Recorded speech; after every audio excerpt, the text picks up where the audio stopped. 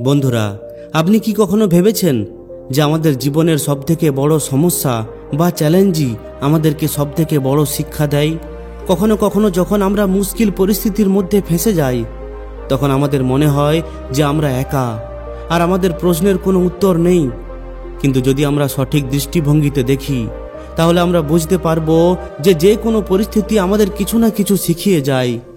আজ আমি আপনাদের এমন একটি প্রেরণাদায়ক কাহিনী শোনাতে চলেছি, যেটা না শুধুমাত্র আপনার হৃদয়কে ছুঁয়ে যাবে, এর সঙ্গে সঙ্গে এটা আপনার চিন্তাভাবনা করার দৃষ্টিভঙ্গিকেও বদলে দেবে।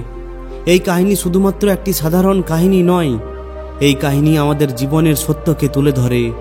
তো আসুন, মহাত্মা বুদ্ধের এই কাহিনীর মাধ্যমে আমরা বোঝার চেষ্টা করি যে জীবনের সবথেকে কঠিন প্রশ্নের উত্তর আমরা কোথায় এবং কিভাবে পেতে পারি। তো আসুন শুরু করা যাক। বন্ধুরা, একবার এক যুবক নিজের জীবনে সফলতা অর্জন করার জন্য দৃঢ় সংকল্প নেয়।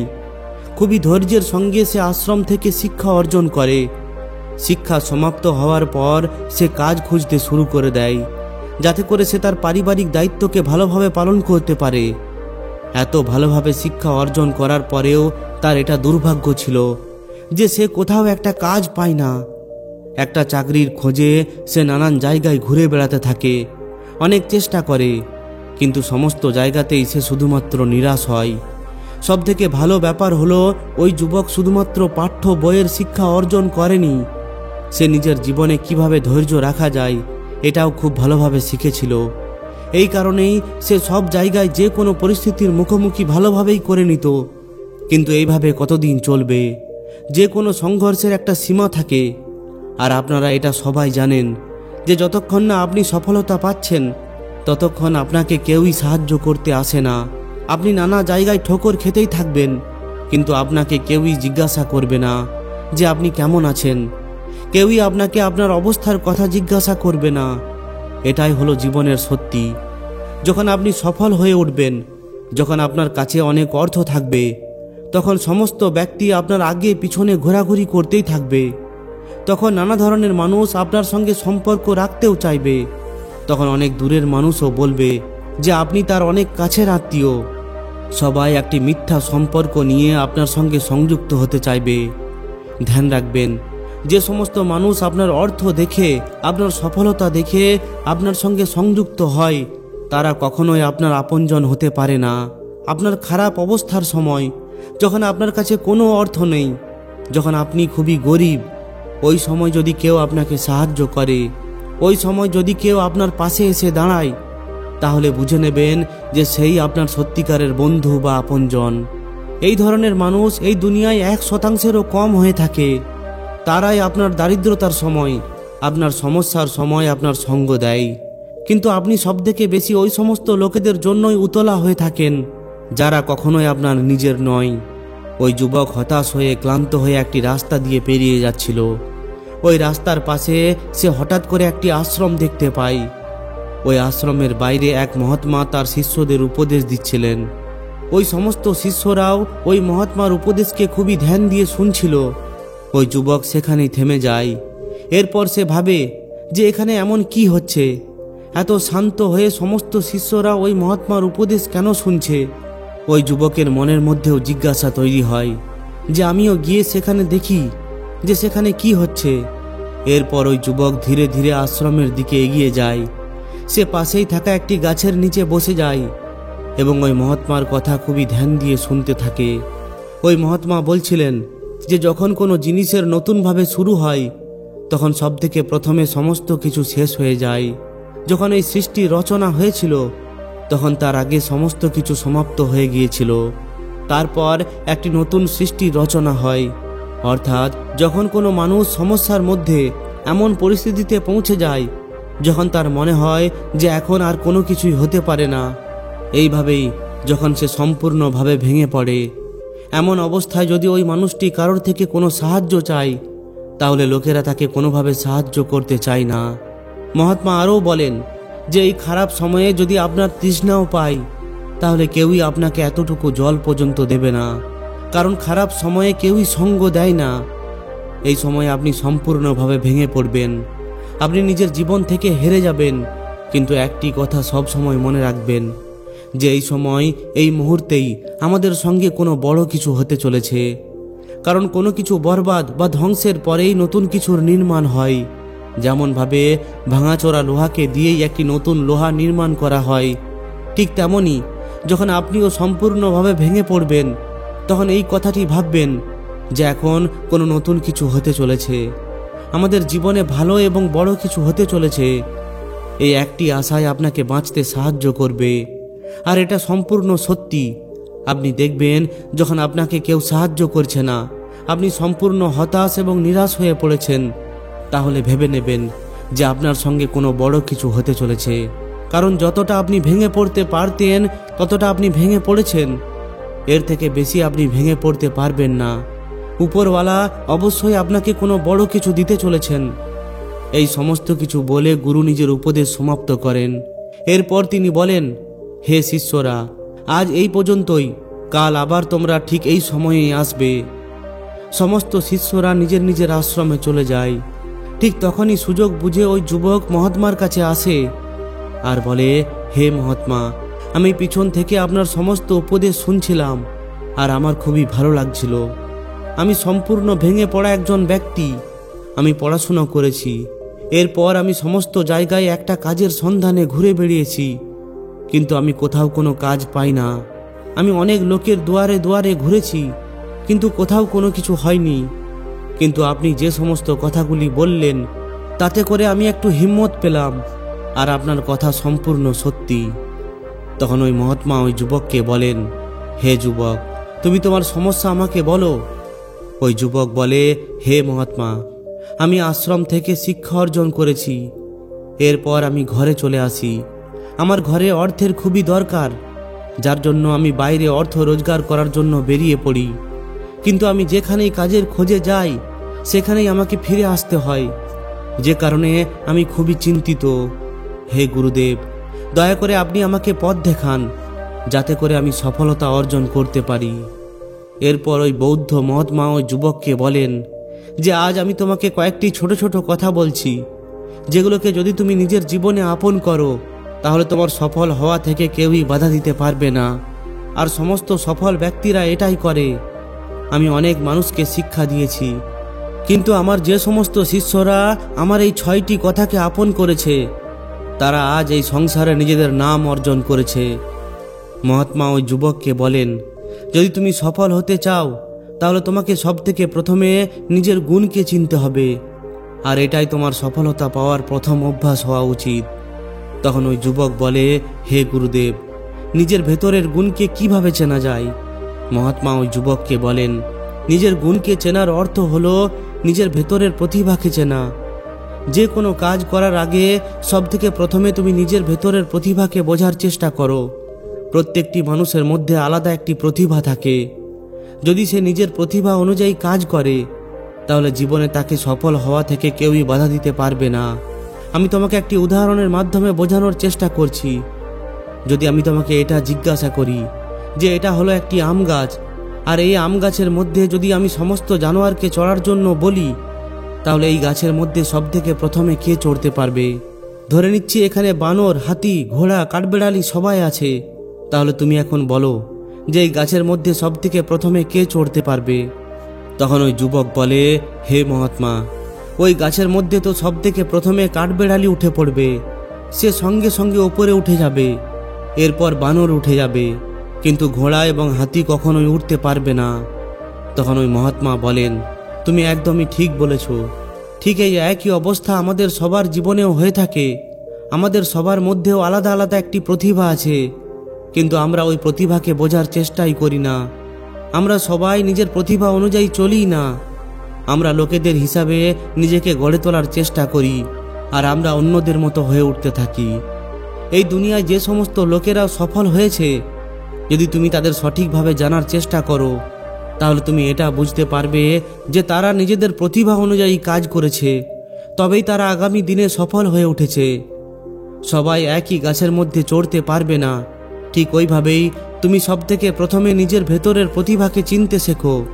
তুমি এটা দেখো যে তুমি কোন জিনিসের মধ্যে পারদর্শী। যদি তুমি নিজের প্রতিভা অনুযায়ী কাজ করো তাহলে তুমি নিজের জীবনে অনেক দূর এগিয়ে যেতে পারবে। এরপর তোমার সফল হওয়াতে কেউই বাধা দিতে পারবে না। প্রায় 99% লোকেরা এটাই করে যে তারা অন্যদের মতো হয়ে ওঠার চেষ্টা করে।